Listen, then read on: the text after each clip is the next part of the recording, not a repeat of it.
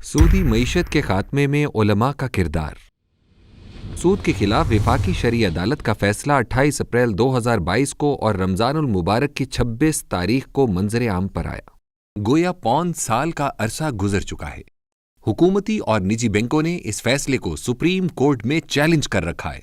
کون اس سے بے خبر ہے کہ مملکت خداداد پاکستان کی عظیم اکثریت سودی لین دین کو اللہ اور رسول صلی اللہ علیہ وسلم کے خلاف جنگ جانتی اور مانتی ہے،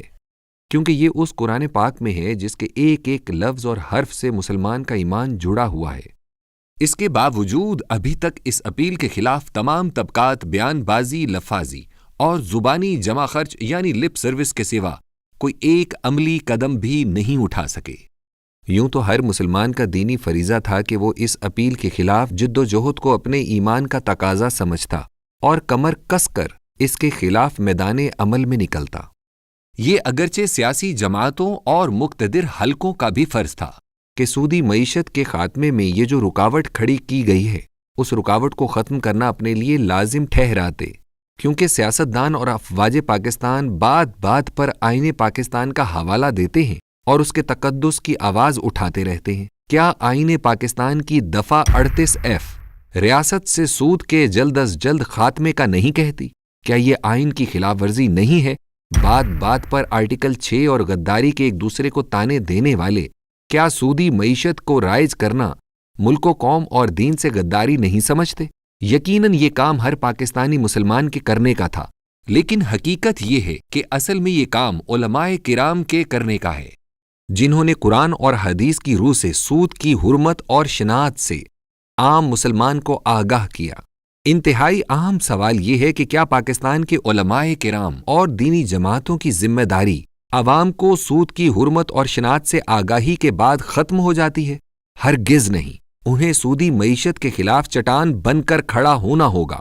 اللہ تعالیٰ قرآن پاک کی سورۃ المائدہ آیت نمبر 63 میں فرماتا ہے کہ بھلا ان کے مشائخ اور علماء انہیں گناہ کی باتوں اور حرام کھانے سے منع کیوں نہیں کرتے؟ بلا شبہ وہ بھی برا کرتے ہیں۔ کیا یہ سمجھنا مضحکہ خیز نہیں ہوگا کہ قرآن یہاں صرف علماء یہود سے مخاطب ہے اور آج کے علماء کو استثناء حاصل ہے؟ لہٰذا علماء کرام کو اس حوالے سے پاکستان میں ایک زبردست تحریک برپا کرنا ہوگی، انہیں آگے آنا ہوگا، انہیں تحریک کی قیادت کرنا ہوگی۔ ہماری رائے میں موجودہ سیاسی جماعتوں میں سے کسی سے یہ توقع نہیں کہ اس کی حکومت ہوگی تو وہ خلوص دل سے اور خوش دلی سے سودی نظام سے نجات حاصل کرنے کی کوشش کرے گی۔ لہٰذا علماء کرام اور دینی جماعتوں کو سب کچھ چھوڑ چھاڑ کر سود کے فیصلے کے خلاف اپیل کو واپس لینے پر حکومت کو مجبور کرنے کو اپنی ترجیح اول بنانا ہوگا۔ لیکن افسوس صد افسوس کہ ابھی تک پارلیمنٹ میں سب سے بڑی اسلامی جماعت یعنی جمعیت علماء اسلام جو حکومت کا حصہ ہے کہ سربراہ مولانا فضل الرحمان کے صاحبزادے نے قومی اسمبلی میں ایک تقریر کے ذریعے محض فیڈرل شریعت کورٹ کے فیصلے کے خلاف ان اپیلوں سے اپنی لا تعلقی کا اظہار کیا ہے، لیکن کیا حکومت کا حصہ ہونے کے حوالے سے ان کی صرف یہ ذمہ داری تھی کہ وہ ان اپیلوں سے محض لا تعلقی کا اعلان کر دیتے؟ ان پر لازم تھا کہ وہ حکومت کو الٹیمیٹم دیتے کہ فوری طور پر اپیل واپس لی جائے، وگرنہ ہم کسی صورت میں حکومت کا حصہ نہیں رہیں گے۔ فہم دین کے حوالے سے ہماری علماء کرام کے سامنے کیا حیثیت ہے کہ ہم انہیں کچھ بتائیں، لیکن اللہ کی کتاب میں چند ایسی واضح مثالیں ہیں کہ اگر ہم ان پر غور کریں تو ہمیں اس قوم پر عذاب سایہ فگن نظر آتا ہے۔ ساحل کے کنارے یہودیوں کی ایک بستی کی مثال ہے جو یوم سبت کے حوالے سے احکامات کی خلاف ورزی کرتے تھے۔ اللہ تعالیٰ نے اس بستی کو نیست و نابود کر دیا اور صرف ان لوگوں کو بچایا جو انہیں ہفتہ کے روز مچھلیاں پکڑنے سے روکتے تھے۔ یہ بات اپنی جگہ درست ہوگی کہ امت مسلمہ کیونکہ آخری امت ہے لہٰذا اس پر عذاب استیصال نازل نہیں ہوگا، لیکن اللہ تعالیٰ کی سخت پکڑ میں نہ آنے کی تو کوئی گارنٹی نہیں دی گئی۔ سورۃ الانعام کی آیت نمبر 65 پر غور کر لیں، جس میں وہ اپنے عذاب کی قسمیں بیان فرماتا ہے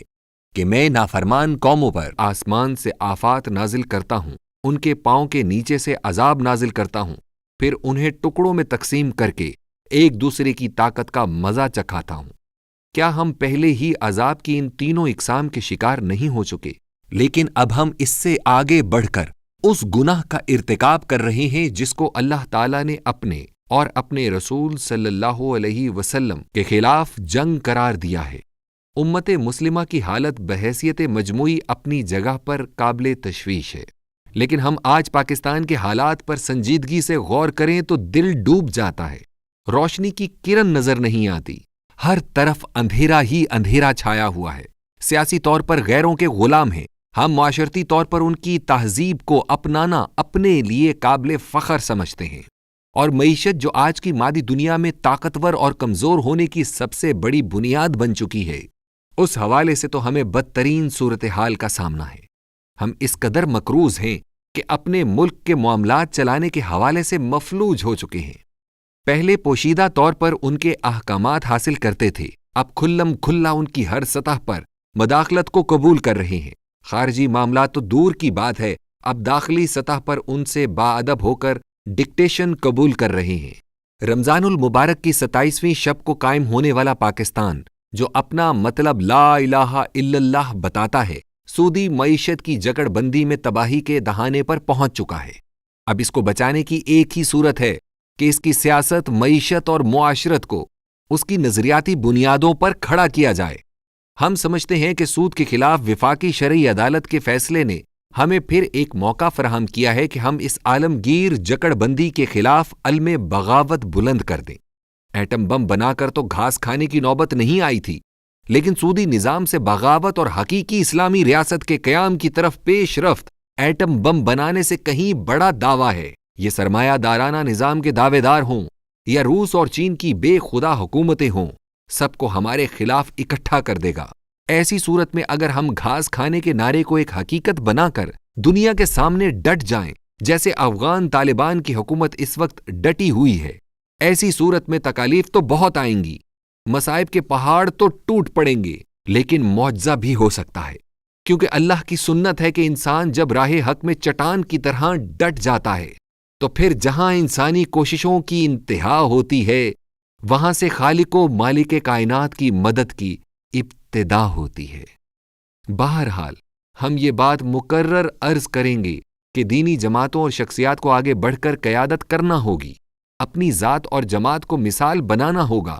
انہیں عوام کو پیٹ پر پتھر باندھنے کی نصیحت کرنا چاہیے، لیکن ایسی حالت میں کہ ان کے اپنے پیٹ پر 2 پتھر بندھے ہوں، وہ روشنی کے مینار بنے تاکہ عوام کو آگے بڑھنے اور نظام باطل کو جہنم واصل کرنے میں سہولت ہو۔ بصورت دیگر اگر ہم نے اللہ اور رسول صلی اللہ علیہ وسلم سے جنگ جاری رکھی اور اس دنیا کی استعماری قوتوں کے آگے ہتھیار ڈال دیے، تو دنیا میں جو تباہی و بربادی آئے گی اور جو ذلت و رسوائی ہوگی وہ تو ہوگی، لیکن اخروی سزا کا تو تصور بھی کرتے ہوئے از سر تا پا کپ کپی طاری ہو جاتی ہے۔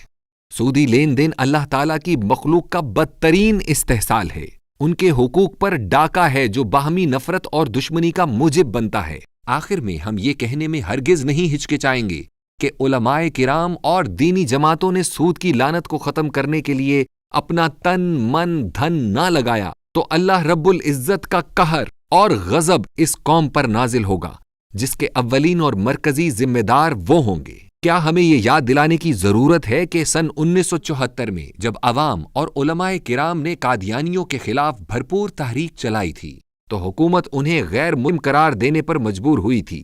اور جب پیپلز پارٹی کے دور میں 295C کو آئین میں برقرار رکھنے کے لیے عوامی تحریک برپا ہوئی تھی تو وہ بھی کامیاب ہوئی تھی۔ ہم کہنا یہ چاہتے ہیں کہ ہم وفاقی شرعی عدالت کے اس فیصلے کے خلاف اپیل کو واپس لینے کے لیے حکومت کو کیوں مجبور نہیں کر سکتے، جبکہ اس وقت حکومت بڑی کمزور بنیادوں پر کھڑی ہے اور وہ اپنے اقتدار کو خطرے میں دیکھ کر عوامی مطالبے کے سامنے جھکنے پر یقیناً مجبور ہو جائے گی، انشاءاللہ۔